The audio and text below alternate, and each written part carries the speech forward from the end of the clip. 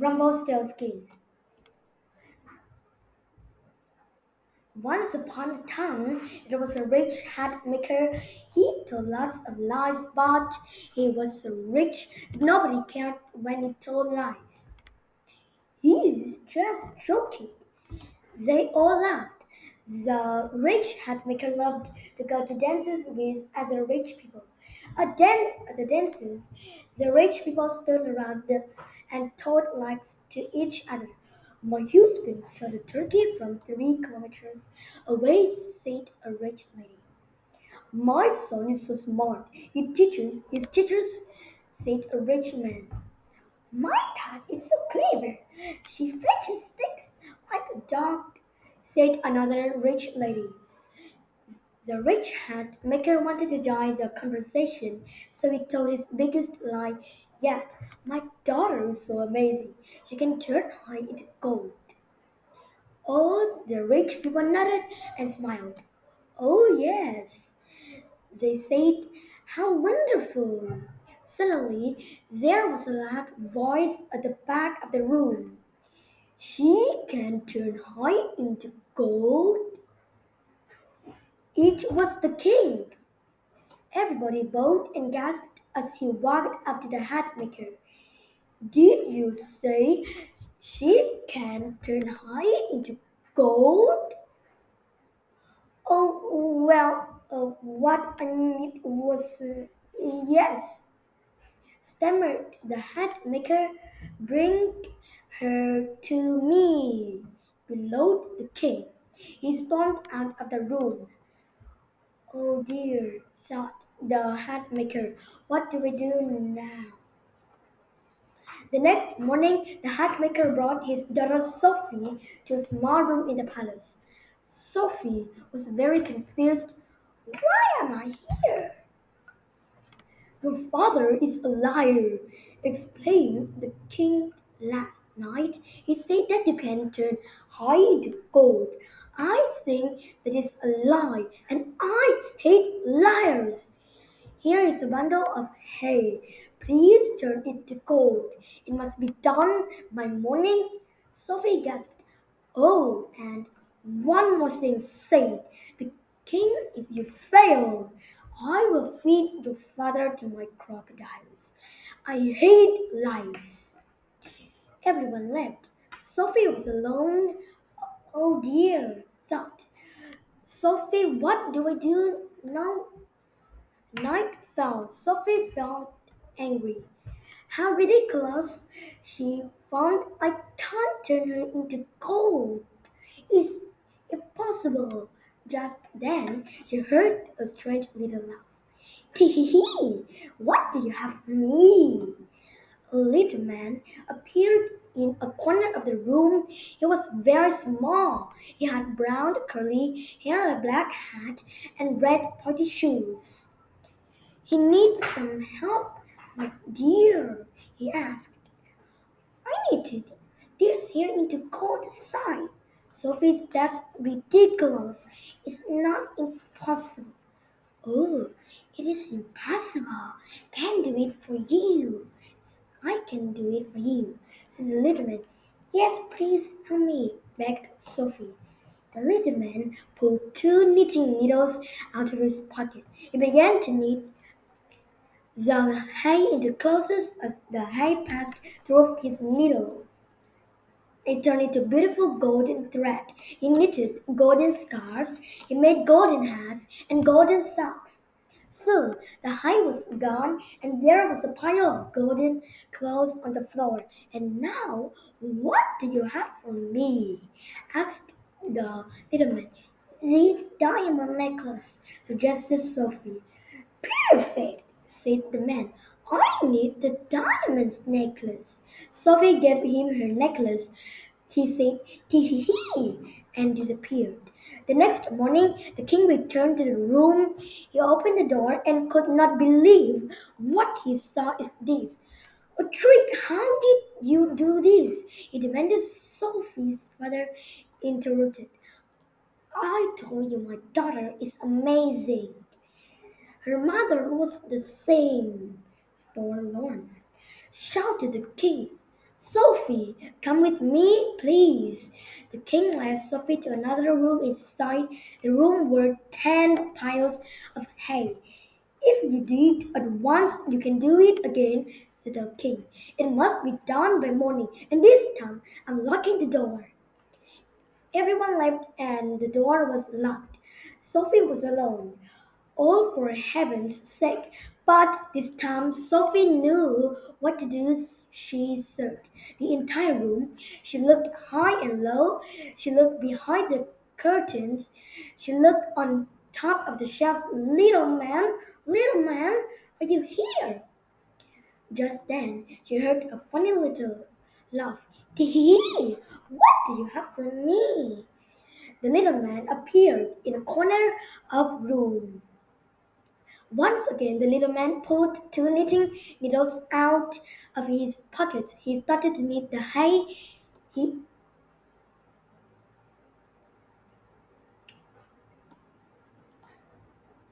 he knitted golden sweaters. He made golden gloves and golden underpants. Soon the hay was gone, and there was a pile of golden clothes on the floor. And now, what do you have for me? That's ruby ring, suggested Sophie. Perfect, said the man. I need a ruby ring. So if he gave her ring to the man, he said, tee and disappeared. When the king opened the door the next morning, he could not believe what he saw. How did you do this? He yelled. No! Sophie shrugged. I thought myself hurt me. Neck last winter, the king led Sophie to yet another room in the palace. This room was completely full of hay from floor to ceiling here. Here are 100 bundles of hay, said the king, and there are 10 guards outside the door. This time, nobody can help you. I hope you are not lying, dear Sophie, the king said quietly. Remember, all liars will be fed to the crocodiles. Everyone left. Sophie was alone, and there were 10 guards outside the door. Again, Sophie knew what to do. She searched the entire room. She looked high and low. She looked under the table. She looked in the closets. Little man, where are you? But the little man wasn't there. Sophie sat down and cried. Soon she fell into a deep sleep. When she woke up, she couldn't believe her eyes. Every single piece of hay was gone, and there was a huge pile of gold and clothes on the floor. The little man was sitting on the top of the clothes.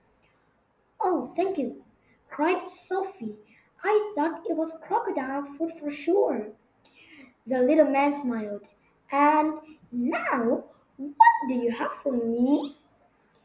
This sapphire bracelet, said Sophie. No, I don't need a bracelet. These silver earrings, suggested Sophie. No, I don't wear earrings. Sophie grew angry. I don't have anything else to give you, she said. Hmm, I know what I once said. The little man, many years from now, give me your first child. What?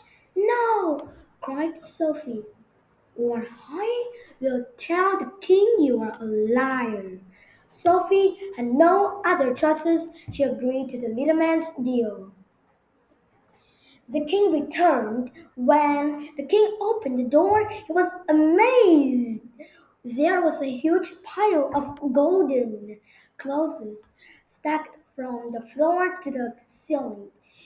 You really are amazing. You may go, but maybe one day you can teach me how to knit to Sophie agreed. She ran out of the palace as fast as she could. 10 years passed. Sophie grew into a clever and accomplished woman. She married a kite man. They had a baby boy. One morning, Sophie was playing with her son in the garden when she heard that strange little laugh. Tee hee! What do you have for me? The little man stepped out from behind a bush. No, you can't have him, screamed Sophie. She held the baby close to her chest. She cried and cried. We had a deal, my dear, said the little man, but I will make you another deal. Guess my name. If you know my name, you can keep your son. You have 3 days. Is it a deal? Sophie cried. It's a deal. The next night, the little man returned and Sophie guessed all the common names. It is Tim? No. It is Jack? No. Is it Chris? No. The second night, she guessed some less common name. Is it Balthazar? No. Is it Ferdinand? No. Is it Alfonso? No.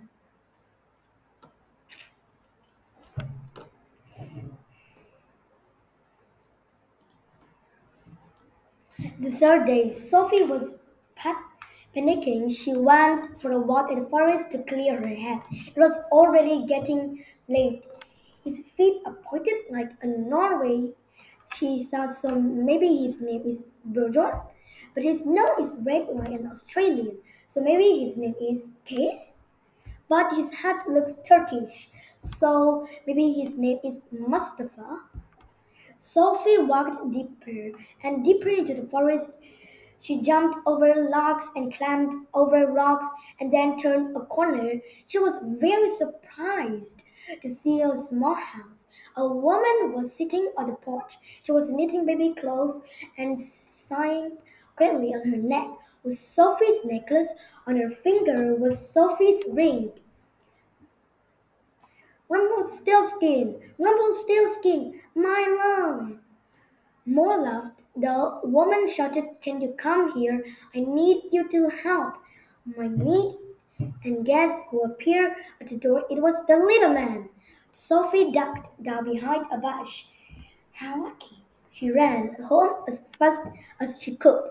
That night, the little man came to see Sophie. He seemed very happy. It's time, my dear, he said. So, do you know my name? Is it Robot? No. Is it Rickerford? No. Is it Rumpelstiltskin? The little man's face turned red and with anger. He screamed and shouted and stomped his feet. How did you know my name? How did you know my name? But then he stopped and cried. He looked up at Sophie. We would have loved your son very much, he whispered. The little man wiped his tears away with a yellow handkerchief and disappeared. After that, Sophie and her family lived happily after ever after, just like in the stories. But what happened to the little man? Well, look closely when you hear people telling big lies, because big lies always need a big payment. Rumpelstiltskin will usually be there under the table or on top of the cupboard. He is always waiting to make a good deal.